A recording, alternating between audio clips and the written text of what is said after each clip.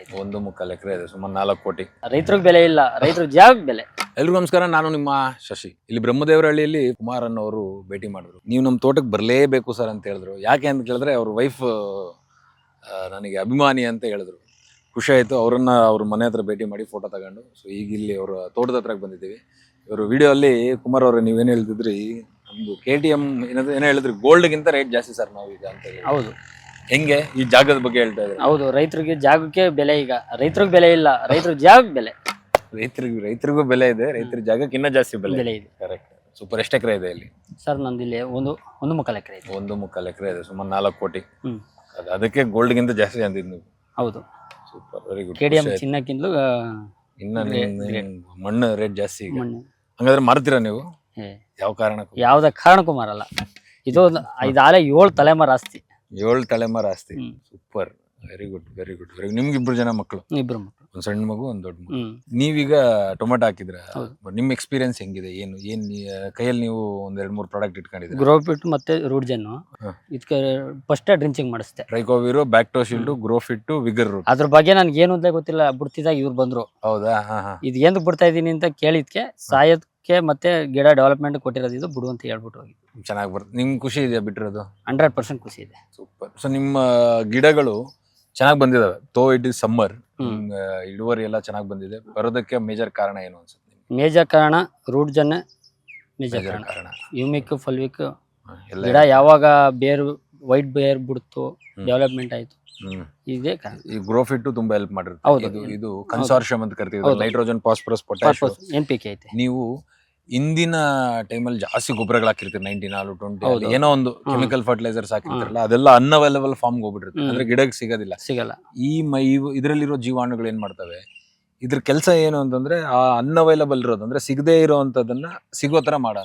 ಇನ್ನು ಸಿಂಪಲ್ ಆಗಿ ಹೇಳ್ಬೇಕಂದ್ರೆ, ಈಗ ದಾಳಿಂಬೆ ಕಟ್ ಮಾಡಿ ಸಿಪ್ಪೆ ಸುಳಿದು ಬೀಜ ಹೆಂಗ್ ಕೊಡ್ತೀವಿ, ಆ ತರ ಬಾಳೆಹಣ್ಣು ಸಿಪ್ಪೆ ಸುಳಿದು ಹಣ್ಣು ಹೆಂಗ್ ಕೊಡ್ತೀವಿ, ಆ ತರ ಲಾಕ್ ಆಗಿರ್ತಾವ ನ್ಯೂಟ್ರಿಯೆಂಟ್ಸ್. N2O5 ಫಾರ್ಮ್ ಅಲ್ಲೆಲ್ಲ ಆ ಲಾಕ್ ಆಗಿರೋದನ್ನ ಓಪನ್ ಮಾಡಿ ಕೊಡೋ ಅಂತ ಪ್ರಯತ್ನ ನೀವು ಹಾಕಿರೋ ಟ್ರೈಕೋವಿರ್ ಆಗಿರ್ಲಿ, ಬ್ಯಾಕ್ಟೋಶಿಲ್ಡ್ ಆಗಿರ್ಲಿ, ಗ್ರೋಫಿಟ್ ಆಗಿರ್ಲಿ, ರೂಟ್ಜನ್ ಆಗಿರ್ಲಿ, ಎಲ್ಲಾ ಪ್ರಾಡಕ್ಟ್ಗಳು ಮಾಡ್ತವೆ.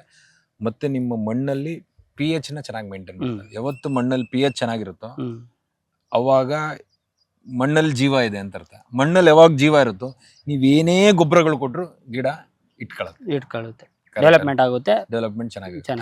ಸೊ ನೀವು ಈ ಕಡೆ ಇರೋದು ಸೆಕೆಂಡ್ ಬೆಡ್ ಅಂತ ಹೇಳಿದ್ರಿ. ಅದೇ ಬೆಡ್ಗೆ ನೀವು 2ನೇ ಬೆಡ್ಗೆ ಬೀನ್ಸ್ ಹಾಕಿರೋ ಬೆಡ್ಗೆ ಮತ್ತೆ ಟೊಮೊಟೊ ನೆಟ್ಟಿದ್ದೀನಿ. ಪರವಾಗಿಲ್ಲ, ಇಳುವರಿ ಪರವಾಗಿಲ್ಲ. ಈಗ ವಿಲ್ಟ್ ಪ್ರಾಬ್ಲಮ್ ಏನಿಲ್ಲ. ಸಾಮಾನ್ಯವಾಗಿ ಸೆಕೆಂಡ್ ಬೆಡ್ ಹಾಕಿದಾಗ ವಿಲ್ಟ್ ಪ್ರಾಬ್ಲಮ್ ಜಾಸ್ತಿ ಇರ್ತವೆ. ಮತ್ತೆ ನೆಟ್ಟದಾಗಲೇ ನಿಮ್ದು ಟ್ರೈಕೋಡರ್ಮಾ ಡ್ರಿಂಚಿಂಗ್ ಮಾಡೇ ನೆಟ್ಟಿಸಿದ್ದು.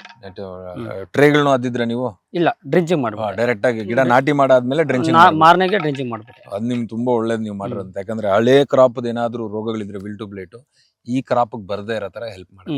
ಮತ್ತೆ ಇನ್ನೊಂದು ಏನ್ ಹೇಳಿದ್ರೆ, ಬೀನ್ಸ್ ಆದ್ಮೇಲೆ ಟೊಮೊಟೊ ಹಾಕಿದ್ರಲ್ಲ, ಅದು ಒಳ್ಳೇದೇನೆ. ನೀವು ಗೊತ್ತು ಮಾಡಿದ್ರೋ ಗೊತ್ತಿಲ್ಲದೆ ಮಾಡಿದ್ರೋ ಗೊತ್ತಿಲ್ಲ, ಬೀನ್ಸ್ ಲೆಗ್ಯೂಮ್ ಕ್ರಾಪ್ಸ್ ಅಂತೀವಿ, ಕಾಟಿಲಿಡನ್ಸ್, ದ್ವಿದಳ ಧಾನ್ಯ. ಸೊ ದ್ವಿದಳ ಧಾನ್ಯಗಳಾದ್ಮೇಲೆ ಸೊಲನೇಷಿಯಸ್ ಅಂದ್ರೆ ಟೊಮೊಟೊ, ಚಿಲ್ಲಿ, ಕ್ಯಾಪ್ಸಿಕಮ್ ಹಾಕೋಂಥದ್ದು ಒಳ್ಳೇದು, ಉತ್ತಮ ಪದ್ಧತಿ. ಬಟ್ ನ್ಯೂಟ್ರಿಯೆಂಟ್ಸ್ ಒಂದ್ ಸ್ವಲ್ಪ ಜಾಸ್ತಿ ಅಬ್ಸರ್ವ್ ಮಾಡ್ಕೊಂಡ್ರದ್ರಿಂದ ಇನ್ ಸ್ವಲ್ಪ ನ್ಯೂಟ್ರಿಯೆಂಟ್ಸ್ ಕೊಡ್ಬೇಕಾಗುತ್ತೆ. ನೀವು ಇನ್ನೊಂದ್ ರೌಂಡ್ ಗ್ರೋಫಿಟ್, ವಿಗರ್ ರೂಟ್, ರೂಟ್ಜನ್ ಅದಕ್ಕೆ ಕೊಡಿ, ಇನ್ನ ತುಂಬಾ ಚೆನ್ನಾಗಾಗುತ್ತೆ. ಆ ಕಾಂಬಿನೇಷನ್ ಎಲ್ಲ ಇನ್ನೊಂದ್ ರೌಂಡ್ ಕೊಡಿ. ಅದನ್ನ ಕೊಡೋದ್ರಿಂದ ನಿಮ್ಗೆ ವಿಲ್ಟು ಬ್ಲೈಟ್ ಕಂಟ್ರೋಲ್ ಬರುತ್ತೆ. ಕರೆಕ್ಟ್ ಅಲ್ಲ? ಆ ವಿಲ್ಟು ಬ್ಲೈಟ್ ಮಾತ್ರ ಅಲ್ಲ, ಎಲ್ಲಾ ತರದ ಪೋಷಕಾಂಶಗಳು ಗಿಡಕ್ಕೆ ತಲುಪುವಂತ. ಫರ್ಟಿಲೈಸರ್ ಜೊತೆ ಕೊಡಲ್ಲ, ಇಲ್ಲ ಸಪರೇಟ್ ಫರ್ಟಿಲೈಸರ್ ಜೊತೆ ಕೊಡಕ್ ಹೋಗ್ಬೇಡಿ. ಇದನ್ನ ಫರ್ಟಿಲೈಸರ್ ಜೊತೆ ಕೊಡಿ, ಪ್ರಾಬ್ಲಮ್ ಇಲ್ಲ. ಏನ್ರ ಜೊತೆ ಆದ್ರೂ ಕೊಡಿ ಇದನ್ನ. ಬಿಕಾಸ್ ಇದು ಬಯೋಸ್ಟಿಮ್ಯುಲೆಂಟ್ ಅಂತ ನಾವು ಕಾಫಿ ಕುಡಿತೀವಲ್ಲ, coffee is a stimulant. Coffee ಕುಡಿದ ತಕ್ಷಣ ತಲೆಗೆ ಕಿಕ್ ಹೊಡಿಯುತ್ತೆ, ಬಗ್ ಅನ್ನತ್ತೆ. ಕರೆಕ್ಟ್ ಅಲ್ವಾ? ಸೊ ಹಂಗಾಗಿ ಎಣ್ಣೆ ಹೊಡಿತೀರ ನೀವು? ಇಲ್ಲ, ಎಣ್ಣೆ ಹೊಡಿಯೋದಿಲ್ಲ. ಸೊ ಅದು ಸ್ಟಿಮ್ಯುಲೆಂಟೇ. ಕರೆಕ್ಟ್ ಎಲ್ಲ ನಿಮ್ಮನ್ನ ತೇಲ್ಸತ್ತೆ.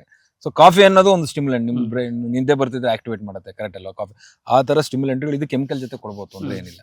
ಬಟ್ ಇವೆಲ್ಲ ಏನು ಅಂದ್ರೆ ಜೀವಾಣುಗಳು. ಇದರಲ್ಲಿ ಬದುಕಿರೋ ಅಂತ ಮೈಕ್ರೋ ಆರ್ಗಾನಿಸಮ್ಸ್ ಇದೆ ನೋಡಿ, ಇಲ್ಲಿದಾವೆ NPK. ಈ ಮೈಕ್ರೋ ಆರ್ಗಾನಿಸಮ್ಸ್ ಸಪರೇಟ್ ಆಗಿ ಇಲ್ಲಿ ಇವನ್ನೆಲ್ಲ ಜೊತೆ ಕೊಡಿ, ತೊಂದ್ರೆ ಇಲ್ಲ. ಕೆಮಿಕಲ್ ಜೊತೆ ಕೊಡಬಾರ್ದು. ಸಲ್ಫೇಟ್ಸ್, ಉಪ್ಪಿನ ಅಂಶ ಯಾವ್ದಿರುತ್ತೋ ಅದ್ರ ಜೊತೆ ಕೊಟ್ಟಾಗ ಏನಾಗುತ್ತೆ, ಈ ಜೀವಾಣುಗಳು ಸತ್ತೋಗ್ಬಿಡ್ತವೆ. ಸೊ ಇದನ್ನ ಚೆನ್ನಾಗಿ ನೀವು ಕಲ್ಚರ್ ಮಾಡ್ಕೊಂಡು ಭೂಮಿಗೆ ರೆಗ್ಯುಲರ್ ಆಗಿ ಕೊಡ್ತಾ ಇರೋದ್ರಿಂದ ನಿಮ್ ಗಿಡಗಳು ತುಂಬಾ ಸಖತ್ತಾಗಿ ಬೆಳೀತವೆ.